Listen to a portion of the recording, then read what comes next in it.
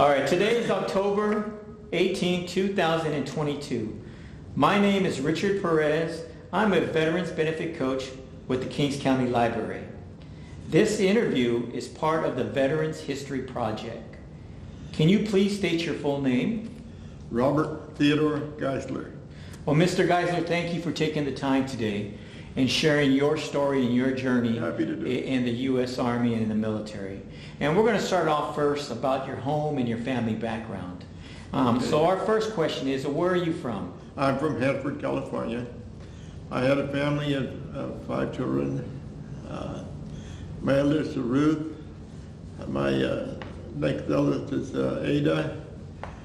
Then there was Frank, Esther, and myself, and then Esther. Okay. Esther was my youngest. So, Mr. Geissler, are your parents still with us? Both of my parents are deceased. Okay, my condolences.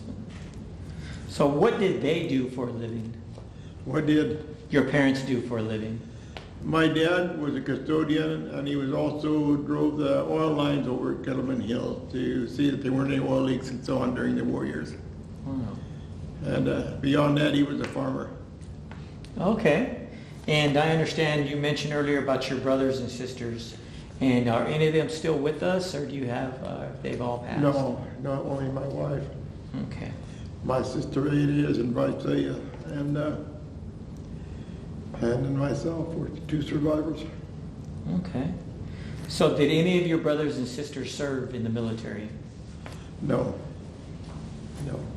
So none of your brothers served in the My brother, he was in our Air Force. Okay. So he was an Air Force veteran, served in the Air Force. I have 2 uncles that served in World War I in France. Oh, wow. Artillery also. All right. Red legs. So what did you do before serving? I delivered stationery supplies throughout Hanford, and of course I was in school at the time. I delivered newspapers for 1 year, and then I also went to high school for 4 years, to high school at Hanford. What year did you graduate from high school? 1950. 1950. What a number. It's a good number. Okay, so let's go ahead and talk about now that you've enlisted into the military. We're going to talk about your early days of service, okay? So what military branch of service did you serve in? U.S. Army. Okay. Standard artillery, standard infantry training. Okay. Were you drafted or enlisted? I enlisted for 3 years. Well, thank you. What year was that? 1951. So what inspired your choice of the military branch, the U.S. Army? What inspired your choice of the military branch? Well, I wanted to serve in the military. I had a choice of going to college, and I didn't want to go to college at that time. I wasn't ready for it. Okay. So how was the boot camp experience? Well, I had some good times in it. Oh, yeah? I learned a lot. So tell me about your drill instructor. I thought the drill instructors were very prepared for training us. Okay. Excuse me. They knew what they were doing, and they got us through the field. Okay. They did a good job. So let's talk about your military life and adjusting to it. How was your adjustment to military life? I had no troubles adjusting to it. I was an early bird to get up, and I was a late one to go to bed, so it worked for a long day. That's what we got. So when you finished your training, and what did you do on leave or vacation?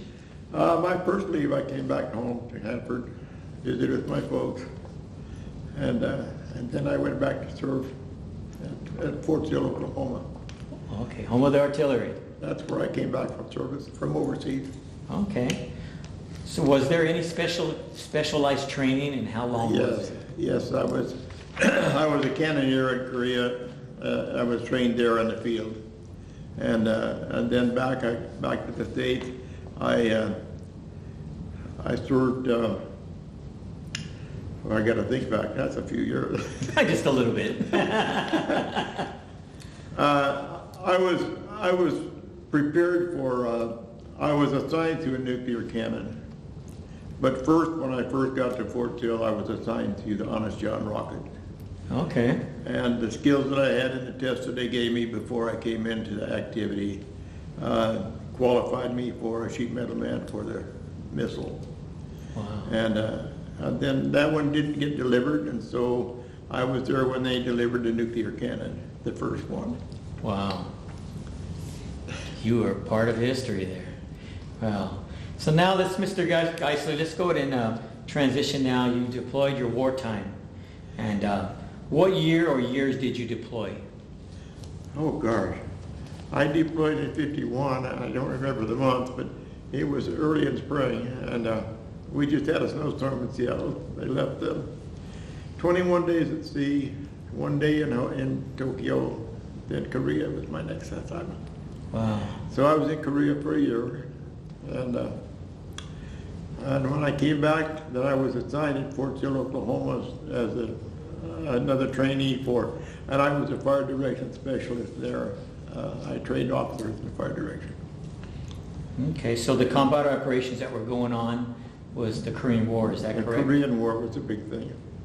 So did you deploy or during the start of the Korean War? No, I only served a year there. Okay.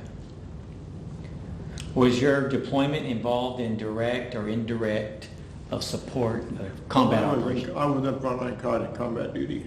Yes, sir. What were some of the stresses associated with your wartime experience? It's okay, take your time, sir. Take your time. We had fire directions almost nightly.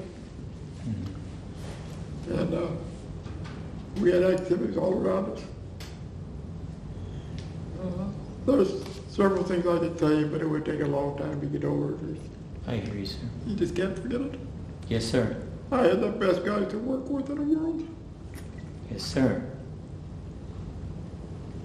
How would you say that these experiences impacted your life? I'm sorry.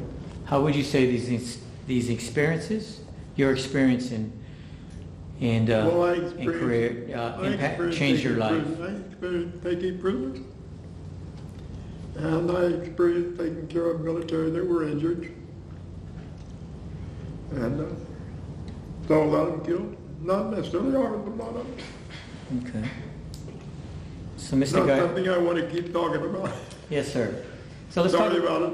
So let's talk about your battle buddies, your friendships. Tell me a little bit about your battle buddies, your friendships. Every man that I worked with in Korea was like a brother. Yes. They shared everything they had, and they were always there when I needed them. Do you stay in contact with any of them, or any of them still alive with us? When I left Korea, we were still fighting, and I was on a fire mission, and my hearing was in front of a cannon that went off my ear. So I said, they got me off the front line. They put me on outpost for about a week until they could get a replacement. But on outpost, you can't hear it, and everything you see is dark. So Yes. it was a real scary experience. Oh, I can imagine, Mr. Geissler. There was no night vision goggles back in 1950. I had two Republic of Korean soldiers there. They were like 18 years old and 20 years old, young men. Mm-hmm. And they were drafted in the military. They didn't have a choice. They were just there, and they got it. They were able to do it. But they were the best two kids you could ever work with. Do you have any specific or special memories about your service in the U.S. Army? Did you want to, talk about any special memory or anything that you'd like to talk about of your service in the Army? Well, there were a lot of them. Which one is? I was a fire direction specialist, but to finish up my last 3 months of the service, I was a chaplain's assistant. Oh, okay. What a thrill that was! Yes. I had one of the best men in the whole world to work with. Well, that's good. So, Chaplain Charles E. Neff, and he met one of the most astounding things that I remember about him is he met 3,000 men coming to summer camp. And from that day on, he called every one of them by name, rank, and unit. Out of his memory. That's amazing. I can't do that. I've taught school for 30 years, and I hardly remember a third of my students. That is. I have a terrible time calling up names. So, Mr. Geissler, were you awarded any medals or citations? Was I? Were you awarded any medals or citations? Yeah, the Korean medal and what was the other? The United Nations, the blue and white ribbon. The NATO ribbon? And and of course my military service. Okay. And I was ranked as a corporal when I left.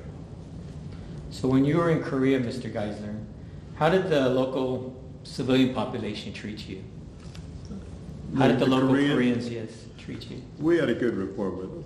That's good. They knew we were there for them. Would you like to speak about a wounded or fallen comrade? Would you like to speak about a wounded battle buddy?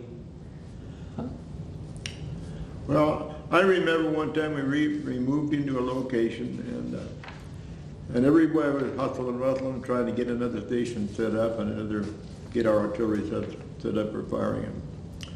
And the Corps of Engineers were stretching telephone lines for us. We were sitting there talking and watching things going on, and one of the guys stepped off the route that they had just checked for mines, and he stepped on a mine, and we were right there. Hmm. So one leg went the other, the body went another. Hmm. I don't know if he survived or not, but he was pretty badly injured. Hmm. I said that took us all by surprise because they had just checked that field and said it was clear. They had a path they could put the line out. He stepped over it. That was a stunt to me. It just before I left, and I never forgot it. I never forgot a little old Korean mother or grandmother that was dragging a limb behind her, and a little child that was just born behind her. She was trying to get away from the front lines. I said, I never got over that. yeah, war can be very hard. Mr. Geissler, I definitely understand. I never and got over empathize that with experience. I still have, sometimes I have nightmares over it. How helpless she was. So, Mr. Geissler, the war ends.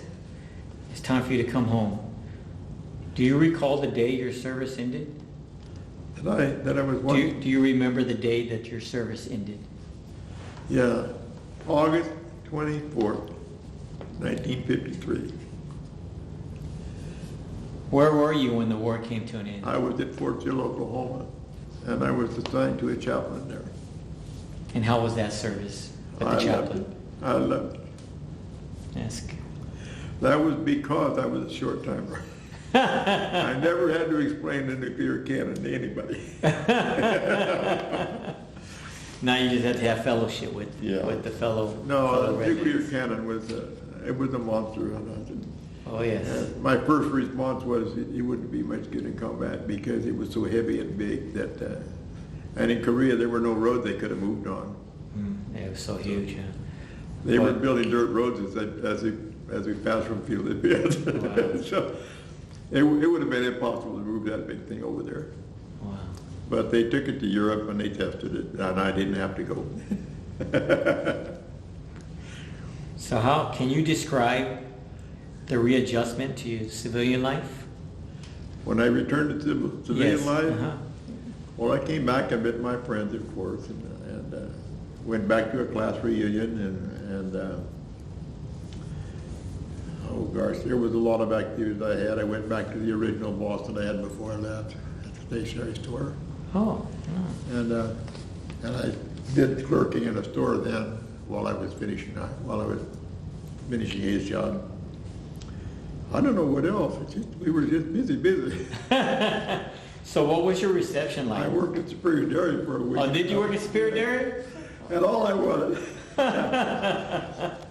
And all the ice cream you can eat, I'm Yeah, sure. Mr. Bowden said when I worked for him, he said, you can have all the ice cream you can eat as long as you get your job done first. Well, that's awesome. And I took advantage of it. There you go. Yeah, you know that you tell a GI you're gonna get all you can eat. That was a tough week. Yeah, he's gonna think twice. You know, I should have told him all he can eat, but he can eat. Yeah. So what was your reception like when you returned home? I was well received. We went back to church, and a lot of the kids that I was with are adults then, and We just celebrated this week, 2 weeks ago, that I've been in the church 80 years. 80 years in the church. Amen. So I grew up in a little church here in Hanford. Amen. There you go. Fellowship, definitely. So what was your occupation after your service? Well, I was delivery and stock clerk for about 3 years, and went back to college. It took me a long time to get through college, and I did. My first teaching job was a machine shop. My second job was an auto shop. My third job was junior high school wood shop, and I just had all three good times in all of them. Auto shop, I had some problems with kids who didn't understand machinery. Mm-hmm. And with the machine shop, I didn't have anything to start with because nothing worked. But we took care of that. I had it all running before I left. What high school or what school did you teach? What school did you teach? Were you a teacher at? I was teaching in public school. Public school? Yeah, in Los Angeles. In Los Angeles? Baldwin Park, big town. Baldwin Park? Yeah. Oh, I have some friends that grew up from. Oh, really? And they're I taught the high school, but when I was there, everything I had to start with was nothing working. So I rebuilt the machines. Wow. For 2 years. So you understand? You continued your education. That was awesome. Do you stay in contact with any of your fellow veterans? With my fellow veterans? Yeah. Not very many of them. Not very many? Not very many. None of them are surviving that we were with before school, before the military. Okay. So do you attend any reunions, or are you involved with any military organizations or ceremonies? VFW, American Legion, and Veterans of Foreign Wars. And mostly a Legion, American Legion. Okay. I worked with Legion when my mother and grandmother cut bandages for World War I, for the Legion. And I guess my grandmother worked as a women's, what do they call it? It was women's suffrage. She was the leader of that in town. And my mother and I worked on puppies, and of course all of the young kids sold puppies and Saturday evening posts. So that's how we raised money for the Legion. Well, that's outstanding. It's still active. The post in Hanford was folded this last year. And the VFW was closed the same way at the same time. So we don't have one in Corcoran, but we do have a celebration with the Veterans Memorial Park coming in. It'll be online soon. Oh, great. They've been working on it, so. And weren't you the post commander for the American I was a Legion? post commander, For yeah. Corcoran, right? And I was also in a farm organization at Grange, and I was also one of the state deputies that traveled up and down for membership. And with the Legion Post, I was adjutant for, 20 years, probably? Pretty close to that. Wow. So I've been a Legionnaire for a long time. That's awesome. And you are outstanding citizen and veteran and always giving back. That's some great service leadership there. Thank you. In that. So your military service, how did it affect your life? What life lessons did you learn by serving in the military? I don't know that it made a lot of difference, really. I grew up in a family that strongly believed in the military. I had two uncles that served in World War I, and one of them died before I was born. The second one was still alive. Just he worked in Exeter for the last 30 years that he worked. So he was a railway clerk, railway express agent. Okay. He programmed the railway, and he actually worked in a Hanford depot before that, before World War I, I'm sorry. How have these experiences impacted your perspective on military service and war? What is my perspective? Yeah, how have your experiences impacted your perspective on military service and war? It had a lot to do with my discipline and how I felt towards other people. Other than that, I don't know. There's a transition in the process. Yes, sir. Mr. Geissler, future generations will see this interview. What would you like them to know?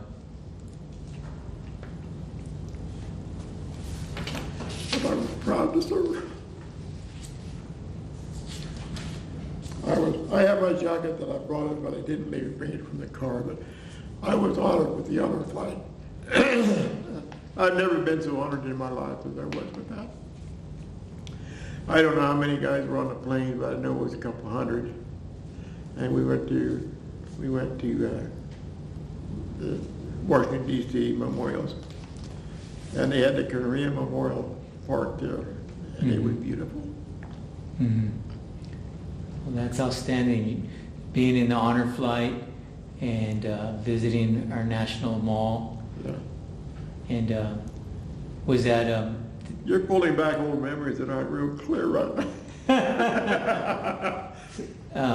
So with your fellow veterans and your experience, did it help bring a little bit of closure and camaraderie with your fellow veterans on the flight? We had a good camaraderie wherever I went. Yeah. We were well received wherever we went. And before that, I went to Valley Forge with the Scouts in 1950.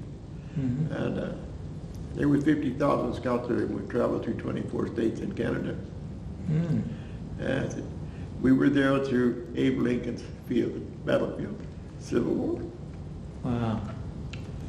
So we learned some of our history firsthand. Right, which is good. And it was good. Yeah.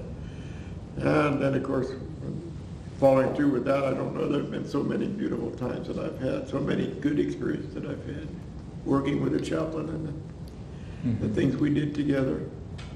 Mm-hmm. And, okay. I don't know what else to tell you. Just I've been very fortunate. Yes, you've been. I have one of the most beautiful wives I could ever ask for. There you go, amen. And that's awesome. And I used to use the expression, "You're a lucky guy." No, I'm not lucky. I was fortunate. Yes. There's a big difference. Yeah, you were blessed. I am blessed. You were blessed with a good woman who loves you, and you came back to share your story today with us. And my hearing loss is an insignificant thing for many things, but I do miss my hearing. So I know you mentioned during Veterans Day, you and organizations put flags I on. always have a part with the memorial service for Veterans Day. That's good. And is that in Hanford or Corcoran, or where is that at? Well, we have a cemetery there, and we used to put out 135 memorial flags.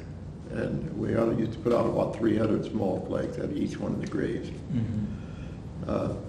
Then we have a secondary memorial at the Veterans Hall, which were all Korean veterans. Okay. So that's good. And I understand with the Veterans Day, do you attend the Veterans holidays here in Hanford? I know they usually have a big Veterans holiday celebration here in Hanford. well, when we can, we have a celebration in the hall that we have, and they just restored it last year. And it's in good shape. Unfortunately, now we have migrants moved in on it, so we had a park full of homeless people. All right. And it's not too good for our park. Right. But the cemetery is separate from our memorial park. Okay. I understand. It'll be listed, by the way, on the National Archives. So well, that's people good. all over the United States will know about our park. That's good. Yes, the one They planted the grass this week. The one in Corcoran, right? You're talking Yeah. about? Yes, I see it every day when I go into Corcoran's Veterans Resource Center and the Corcoran Library, and I like to see it. It continues to develop and prosper, and it's going to be a beautiful park. And it'll be beautiful. And that it is. For what it's worth, when they dedicate the park, I'm not sure when it'll be because they don't know yet. Whenever the lawn gets up now, they just seeded it this week. And so we'll have a big celebration, and I hope we get a big crowd to see it. Yes. My understanding is that they'll be delivering the statues. The statues are 10-foot high giants. Wow. In 5 military branches. And they're going to be beautiful. Yeah, it sounds amazing. I look forward to seeing it too. I am too. Just being a veteran a fellow Red Lake like yourself. I just learned this week they're going to come in through Bakersfield when they do delivery, and I don't know just when that'll be, but when they do come through, they're going to caravan from Bakersfield up to Corcoran. All right. So there'd be a parade coming up with them.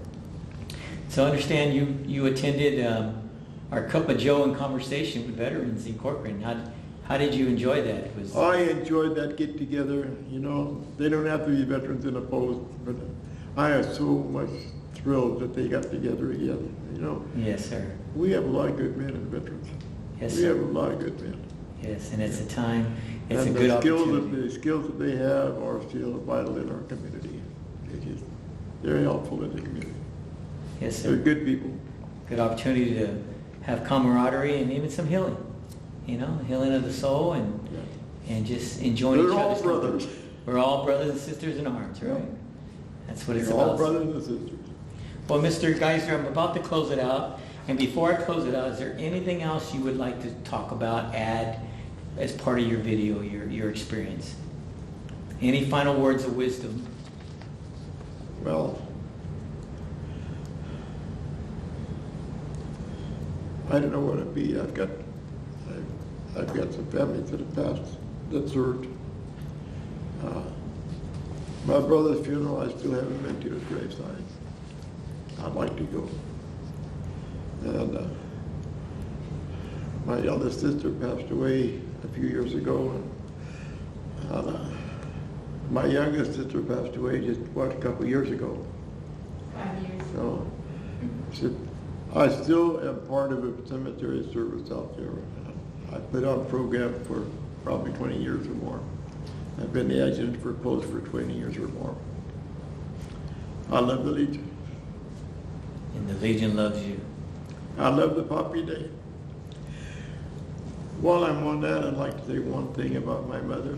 Yes, sir. My mother was a poppy girl. And there were a few occasions when we were talking and she said, well, the American Legion has homemade poppies that were made by veterans to give therapy to their hands, combat veterans. And it was to help them with their material things they needed for toiletries and stuff like that. And she always said, they were machine-made poppies.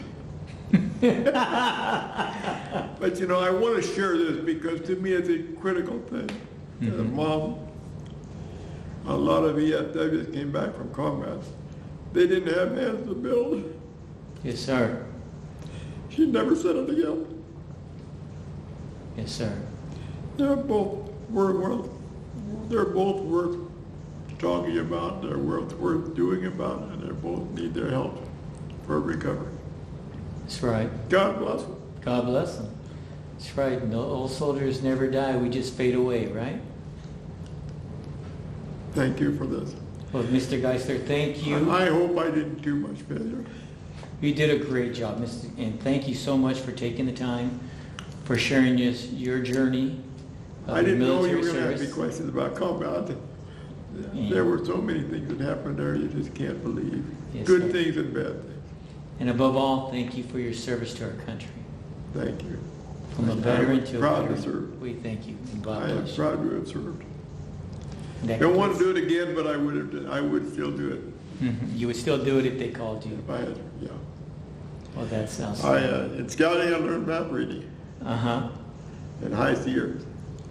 And when I got to Fort Sill, Oklahoma, and I was in artillery, I was fire direction specialist. I could read maps and tell them how the forward observer worked. I hope Really? it's not still going. Oh, really? Well, But I said, map reading was an important part of that. And I was fire direction specialist among officers Mm-hmm. that were being trained for artillery command. That's right. Yep. And, I was proud of that. well, we used to call them, because I'm a fellow artilleryman too, Red Lake, and we used to call the forward observers were the eyes of the artillery. The fire direction center was the brains of the artillery, Amen.